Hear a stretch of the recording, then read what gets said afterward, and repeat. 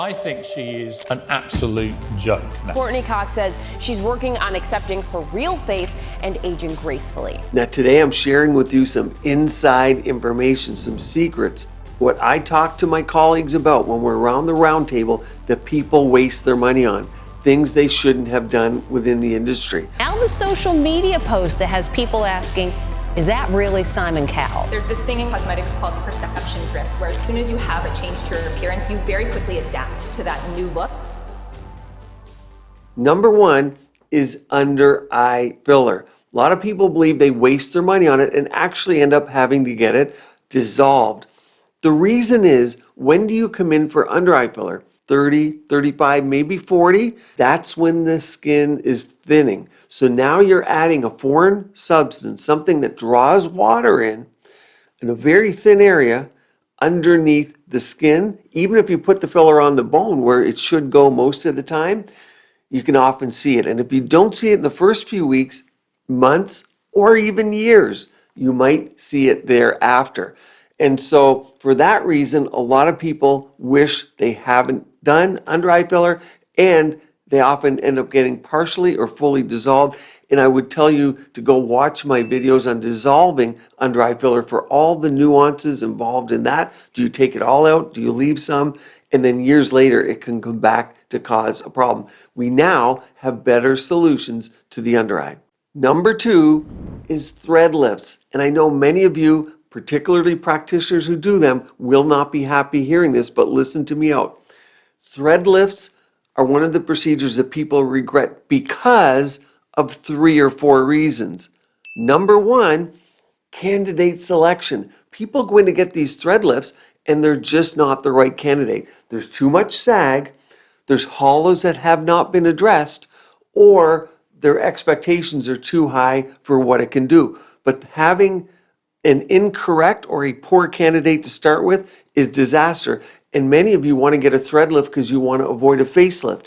And while that can occur, that's possible, a lot of people, late 50s into their 60s, significant sag, often you need a facelift first. The second reason thread lifts fail, think about this. They say, Rajani, the thread lift didn't work. I have to go, okay, what kind of threads did you have? There's different materials, PCL, PDO, PLLA. What material threads did you have? But most importantly, where did they come from? Often people go for procedures that are inexpensive. Corners were cut. You're getting old threads that break. Threads that are exposed to oxygen, we test these overseas all the time. They crumble. So people put the threads in and you get no longevity. Often it's because people are using the wrong threads. But the next question I have to ask is, well, how many threads did you have? A real thread lift is 2, 4, 6, and 2 reverse threads, so 8 per side, 16 threads. The next question is, people find it painful. I guess not a question, but a statement. They'll say, it was too painful for what I got. Here's the thing. If you only have 3 or 4 threads, it's not that painful. If you do a proper thread lift with that amount of threads, say 16 threads, pain control is important, and it's up to your practitioner, and each practitioner is trained differently. They're going to achieve different levels of pain control, and they'll often only do 2 or 3 threads aside because the patient's in too much pain. So you need to see a top practitioner. So I would say thread lifts are increasing in number. People are doing more of them, but fewer people, fewer injectors, fewer doctors and providers are providing them. Only the best of the best are doing thread lifts. They're technically a little bit difficult. But if you can do them, or you find someone who does great thread lifts and you're a great candidate, it's phenomenal. A lot of my patients, I say, I'll do some collagen stimulation, some injections, and then I'll do some threads at the end, maybe just 3 aside after I've done some biostimulators. They go, wow, why didn't you tell me about that sooner? It's because I optimized everything else and I do a lot of threads. But that would be a high disappointment procedure for many because of those reasons. Number 3, breast implants. So people often get too big of breast implants, or they get them placed and want bigger and get them redone. A lot of people regret this. If they're too big, it affects their exercise, their activities of daily living. A lot of side sleepers come in and I'm putting Sculptra biostimulators, PRF, to help with fine lines and wrinkles. And the décolleté, this area above the chest, often doesn't look young anymore, because of the lines and folds from the size of the breasts. And it is one of those procedures, especially when people go too big, they regret getting them. Now, there are cancer risks. There is chronic fatigue and breast implant syndrome that people read about.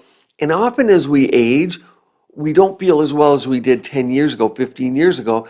And remember, breast implants are not permanent. So 10 or 15 years in, people are maybe a little older, 40, 50, 60. They start reading about breast implant illness. And while it's very real, a lot of people also get it in their head they may be feeling unwell from their breasts.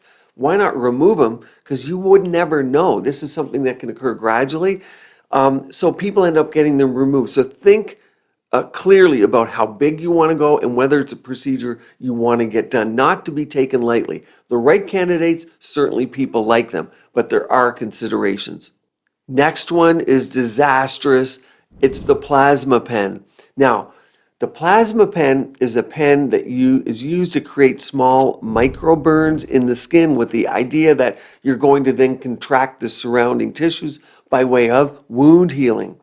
Well, it's all good, except a lot of these devices are not even FDA cleared. So a lot of the procedures we do are not FDA approved. That's okay. FDA cleared just means that there's a device that's similar to another one on the market. There's no data, no studies behind it at all. And of course, as you often see, they're all over Amazon, and you can buy these for $50, $60. These devices are disastrous. They create burns. What's plasma, you're going to ask? Plasma is often considered the fourth state of matter. So you hold this pen just a short distance away, a few millimeters away from the skin, and it zaps it. Now, it is a burn, and the problem is the depths are variable. A lot of people start to use it around the eye, and thank goodness the eye skin heals better than most skin on the body. So people get away with that. And then they go to the body and they start using it, and it's a disaster. People are scarred and burned for life. The reviews on this, people rate it at about 40% satisfaction. That's very high. So 60% of people say it wasn't worth it. But the problem is the cases I see after are burns that we cannot, at least cannot easily and often cannot ever make better, and it's a high percentage. Who's going to be upset with me over saying this? A lot of estheticians who don't have a license to use real lasers or other products, they turn to the plasma pen because you can get them on Amazon, charge someone $100 to $1,000. You make a lot of money, but beware of this one. It's a disaster.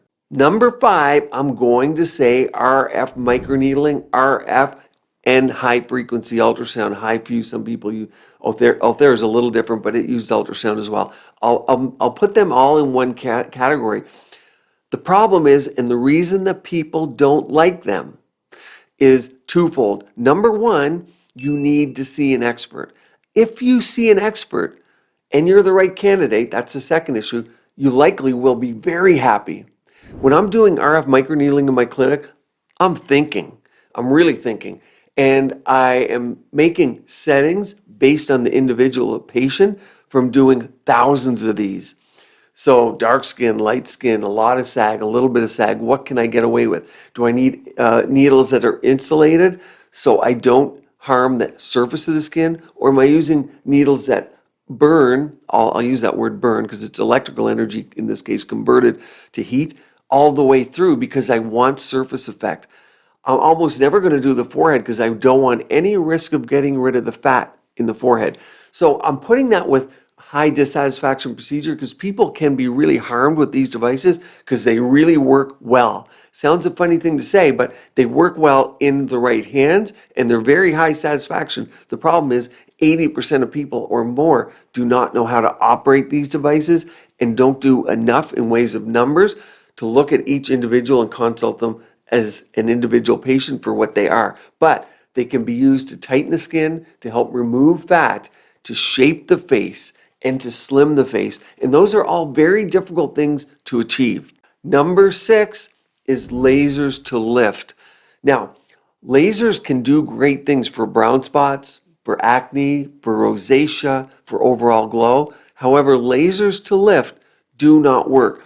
So if you're going through a CO2 laser, say, which I love CO2 laser, but not for lifting the face. You will get a little bit of tightening, but when you people out there right now want lift, I know what you want. You have a jowl down here and you want it lifted. You have a nasolabial here and you want your nasolabial fat pad lifted. That's heavy lifting.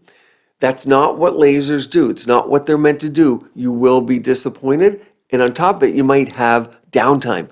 If you're looking for glow, brown spots, red, even skin texture, pores, you can be very happy with lasers. Lasers for lifting, not so much. Number 7, forehead Botox. Now, people come in for Botox, one of the first areas they want is a forehead, especially females. Men, number 1 area is crow's feet, but females, number 1, I want a smooth forehead. Makes sense because the forehead in a female is at an angle, whereas a male is more upright, and females like to display their forehead. It's attractive. That angle is attractive. Makes sense. And a lot of women wear their hair back. The problem is the muscle that lifts the forehead, the frontalis muscle, that lifts your eyebrows. And what do? You get microblading, you get extensions on your lashes.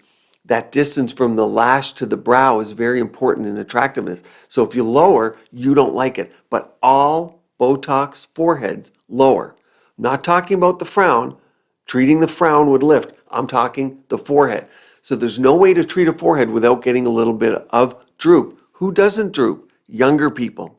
Who does droop? Older people with lids. And oftentimes they come in to get forehead Botox because they're seeing a heavy lid. Maybe they need a blepharoplasty or eyelid surgery. But forehead Botox is something people regret. And the interesting part of this, people get very angry. If you lower from Botox, it will get better, usually over 3 to 6 weeks, definitely by 3 to 4 months. But people lose their mind and they perseverate over it. And it's one of the worst things for a clinic to deal with. If someone lowers, the patient's calling back angry, they're very angry. Now it will get better, like I said, but be mindful, there's a high rate of dissatisfaction because they expected it to lift. If you want lift, the injection points are much different. Some of them are even advanced, like in the mid-pupil area, where you could literally lower the eye or raise the eye based on the depth that you injected. You're less than a millimeter where the needle goes, less than a millimeter. And this is why you need to see an expert, or just avoid the forehead altogether and do different treatments for the forehead. Number 8, and your bonus one, is lip filler. Now, a lot of people are disappointed with lip filler because maybe they get the wrong filler, maybe they get too much filler, or they get it over time. Filler lasts years and years. What happens? The lower face becomes heavy. The filler migrates from the lip to the oral commissure, the melolabial fold, potentially even to the jowl, and it draws water in. So you get that heavy look. And you have some 50 or 60-year-olds who look very young if they didn't have the filler in the lower face. You know exactly what I'm talking about. And often they get it dissolved and start over. Not a bad plan in that area, because if you get that heaviness and that bogginess, it just doesn't look good, and it says, I'm old, even if you're not. A 30-year-old with a heaviness from filler, because it has that look where you draw the water in. Not good at all. Of course, you can get lumps and bumps. Of course, you can get asymmetries and irregularities. And asymmetries that may have pre-existed can look a little bit worse. So you're working with your injector over time, but I would say initial callbacks on lip fillers are fairly high. They can be fine-tuned, and normally they do get better, but that boggy lower face only gets worse because filler stays around for years and years.